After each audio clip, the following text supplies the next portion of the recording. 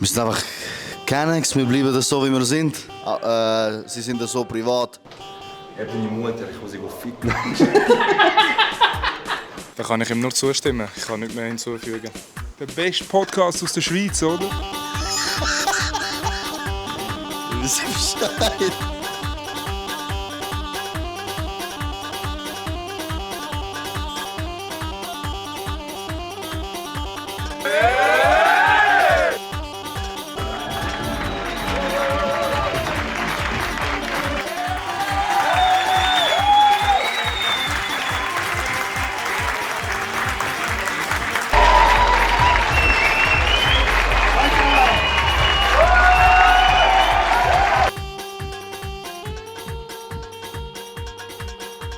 Wieso sind wir noch? Ja, wegen kurz und bündig natürlich.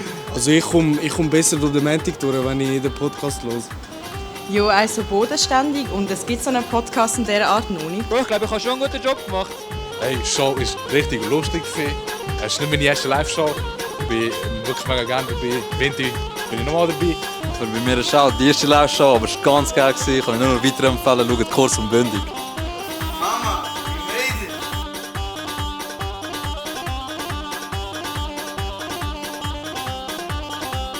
Also, die Show war auf jeden Fall der Hammer. Wallah, alle, die nicht sind, etwas. Ist wirklich